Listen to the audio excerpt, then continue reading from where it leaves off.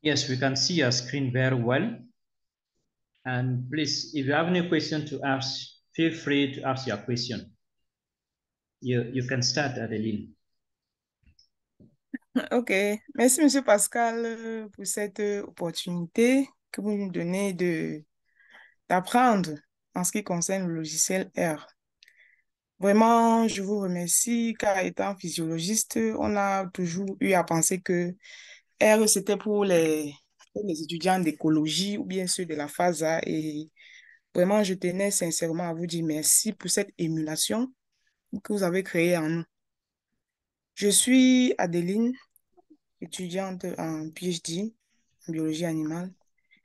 Et je m'en vais là vous donner un peu de ce que je connais, un peu de ce que j'ai appris avec M. Pascal sur l'importation des données dans le logiciel R. Déjà, nous savons tous que l'importation des données, c'est l'étape ultime parce que si on n'est pas capable d'importer les données, il sera pratiquement impossible de les explorer et de les analyser. Donc, c'est l'étape cruciale et c'est la base pour toute analyse, en fait, pour toute personne qui veut utiliser R. Et je pense que c'est même pareil pour les autres logiciels parce que si tu n'es pas capable de mettre les données dans le logiciel que tu veux utiliser pour analyser, comment est-ce que tu vas analyser? L'avantage qu'on a avec R, c'est que on peut importer plusieurs types de données dans R. Comme vous le voyez par exemple, il y a les données Excel, les données CSV, les données TXT. On peut aussi importer les données des autres logiciels comme SPSS. Donc, il y a beaucoup qui utilisent SPSS, d'autres qui utilisent Stata. Aussi de GraphPad parce que je sais que, à ma petite connaissance, la plupart des physiologistes utilisent beaucoup GraphPad pour les analyses statistiques. Mais ça n'exclut pas qu'on peut importer les données de ces logiciels pour R sans problème, sans avoir un problème et pouvoir aussi effectuer les analyses dans R à partir des données qu'on a importées de ces fichiers-là. Aussi, ce qui est encore plus intéressant, c'est que nous pouvons importer les données des sites web et utiliser dans R sans problème. Parce que si on a ce qu'on appelle les big data, par exemple, qu'on garde dans les sites, on peut les importer à partir des sites et faire des analyses statistiques sans avoir à peut-être garder ces données dans notre machine ou bien dans un disque dur. Moi, je pense que ça donne un peu plus de sécurité aux données quand c'est dans un site web. Et R nous permet donc de les importer et de pouvoir les utiliser pour nos analyses statistiques. Bon, c'est quoi? Comment est-ce que ça se fait?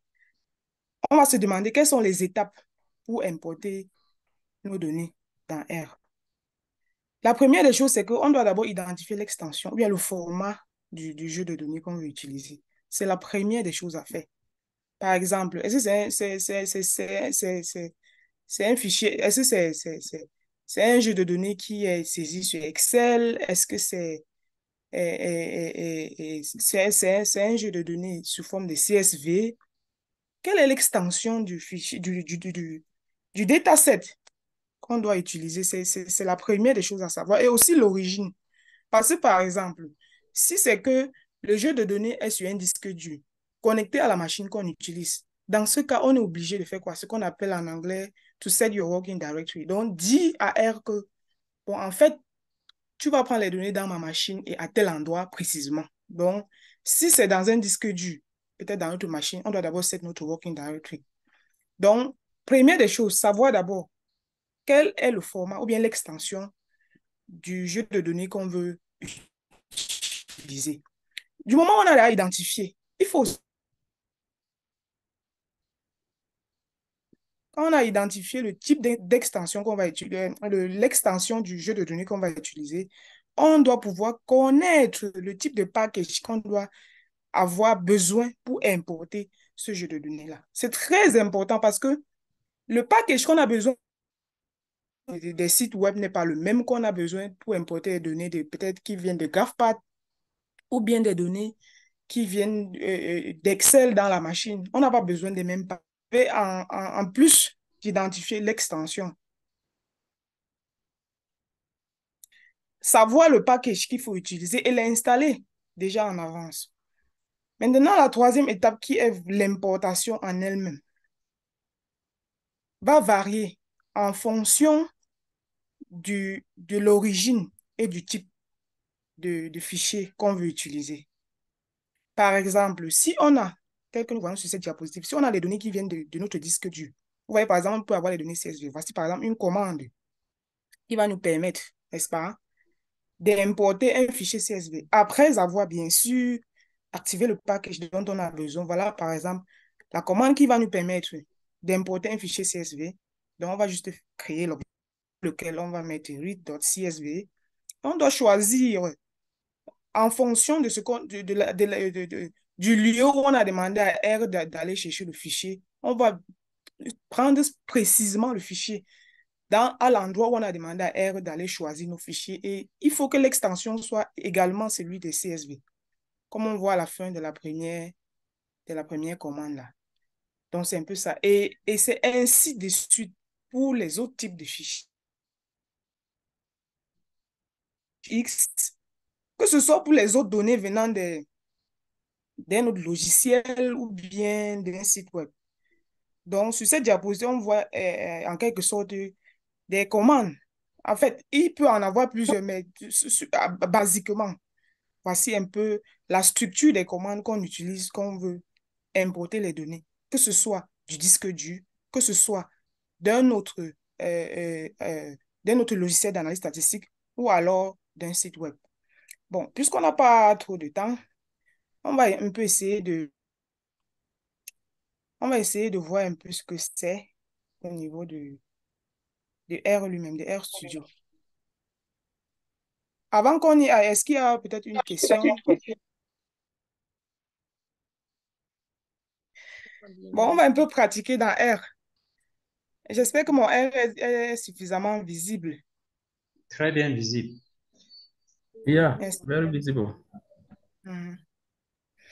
Bon, là, par exemple, comme je me suis préparée à faire cette présentation, j'ai donc créé un data folder dans mon disque dur où je vais prendre les données qu'on doit utiliser pour importer.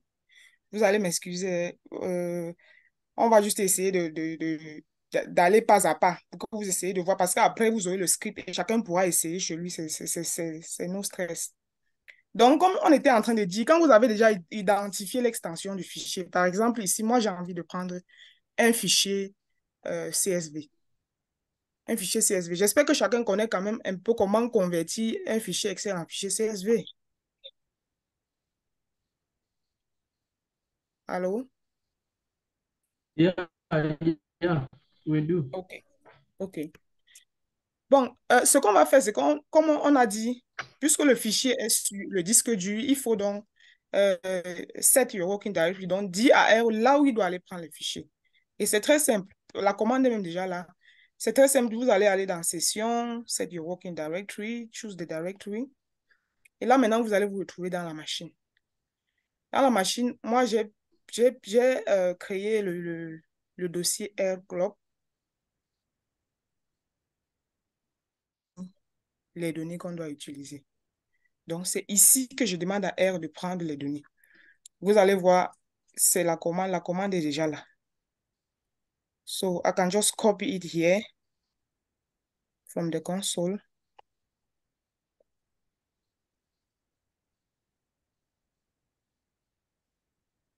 Yes, from the console. And then paste here, as you can see. Donc, c'est ça. Du moment où je l'ai déjà fait,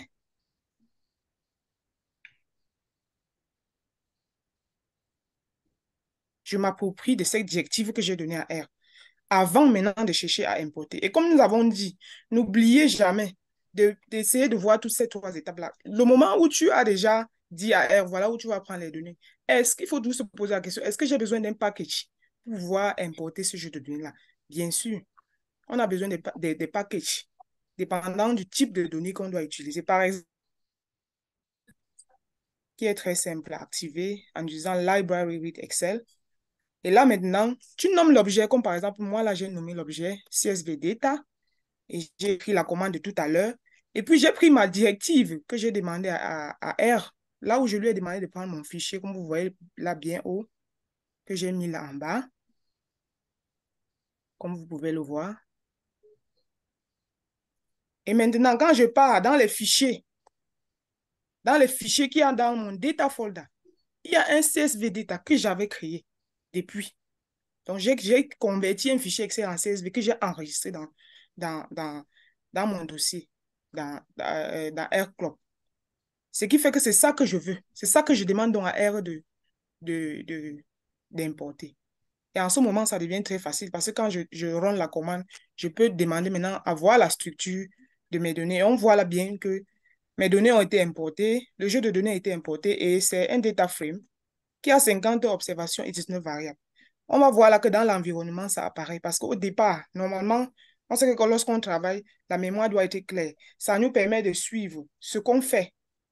Donc, ça nous donne l'historique, les données, tout ce qu'on fait, les données qu'on importe, en termes de données, ce qu'on importe. Vous voyez là dans l'environnement, on voit qu'on a importé les données de 50 observations et 19 variables. Donc, voilà un peu comment on fait pour avoir un fichier CSV. Il en est de même, un peu de même pour un fichier Excel. Donc, la commande reste la même, comme on a montré dans PowerPoint tout à l'heure. Vous, toujours pensez au package. Donc, quel est le package dont on a besoin pour importer un fichier Excel? Ici, c'est Read Excel. Donc, tu actives le package en utilisant Require au library que tu actives. Ensuite, tu crées l'objet, tu utilises Read Excel et tu demandes à R d'aller dans ton data folder là et prendre un fichier que tu connais bien, qui est Excel Datasheet. L'avantage ici avec Excel, c'est que tu peux avoir je sais pas, un fichier qui a plusieurs feuilles. Or, dans CSV, ce n'est pas possible d'importer un fichier avec plusieurs feuilles.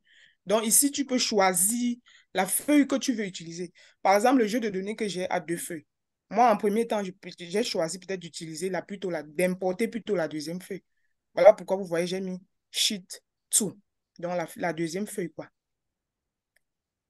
Et là, maintenant, j'importe. Je suis sûr que R va importer la deuxième feuille du fichier Excel Data.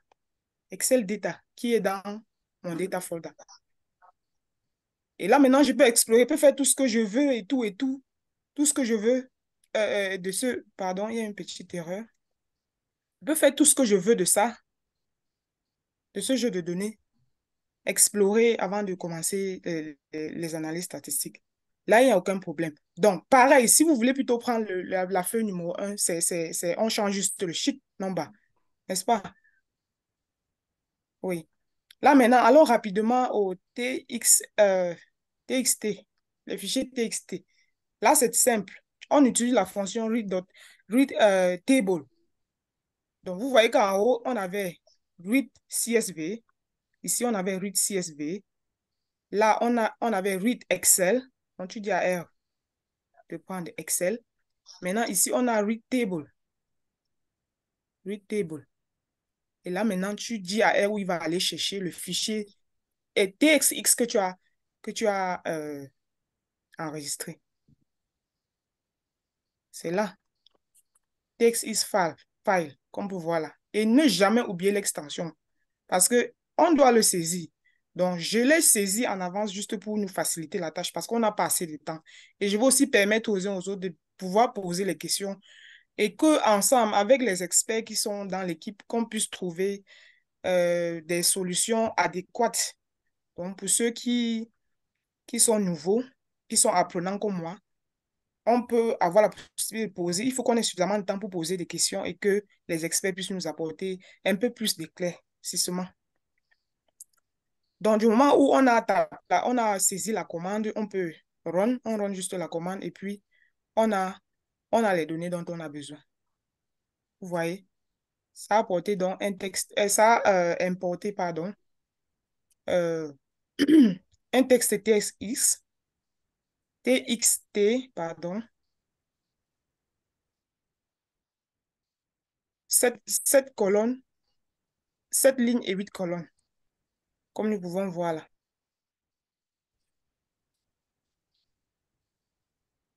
Donc, ça, c'est un fichier TXT que j'ai enregistré dans mon data folder. J'espère qu'on se comprend très bien. Cependant, il est aussi à noter qu'il y a des raccourcis. Donc, comme R a toujours les moyens pour faciliter la tâche aux uns aux autres, il y a des raccourcis. Donc, il peut arriver que vous ayez déjà set votre working directory, vous ayez activé vos packages. Ça devient plus facile d'importer les données sans toutefois peut-être vouloir saisir, je sais pas, toute la commande. C'est là. Là, vous allez juste venir là, saisir. Et l'autre, vous importez.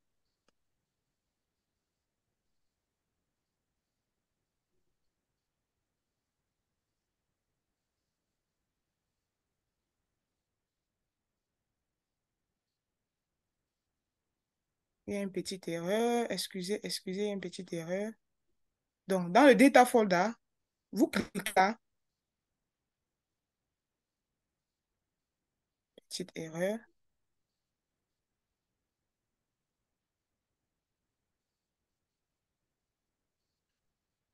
Voilà. Voilà, c'est bon. Donc, comme je disais, il y a les raccourcis pour importer les données.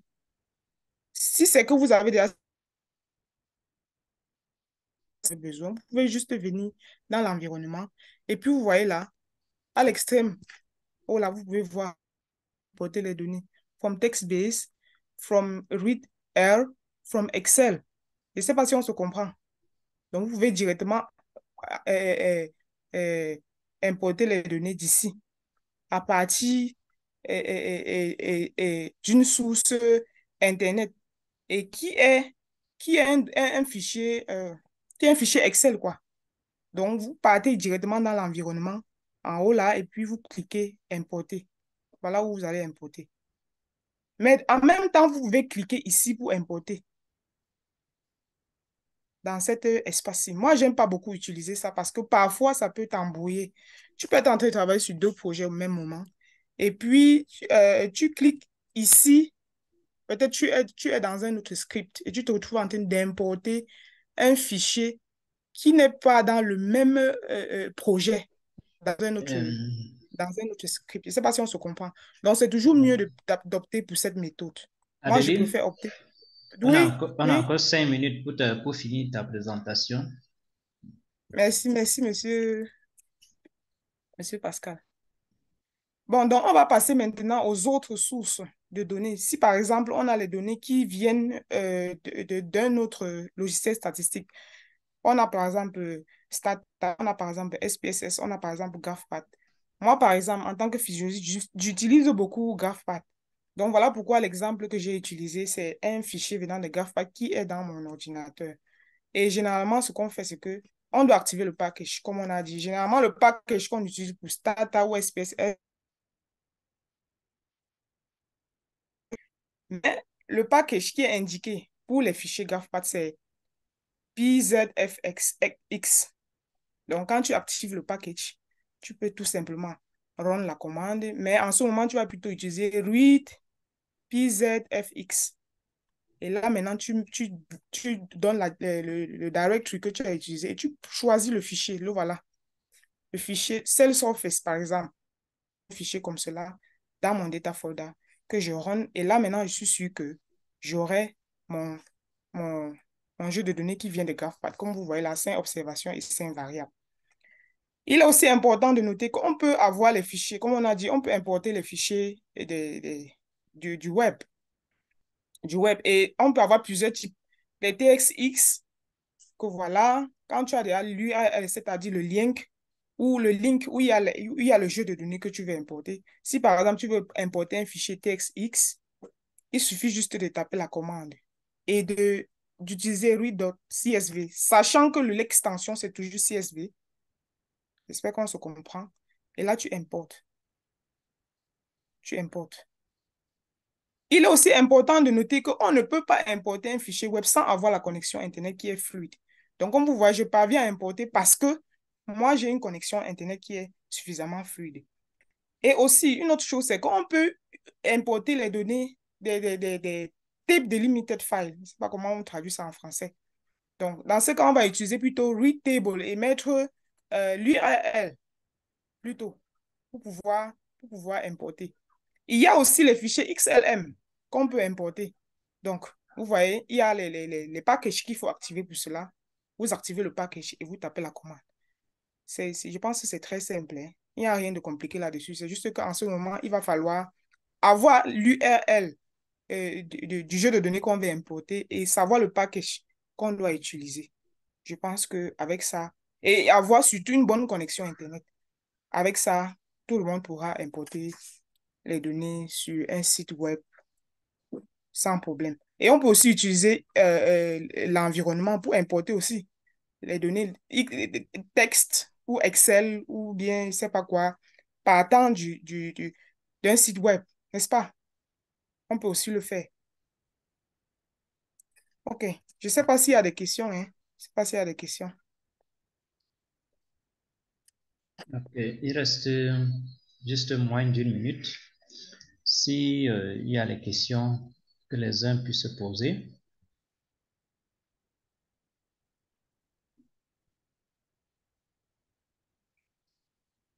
Ok. Belle présentation et je pense que tu as assez montré les différents moyens d'exporter, d'importer les données et chacun donc peut essayer avec le script qu'elle va partager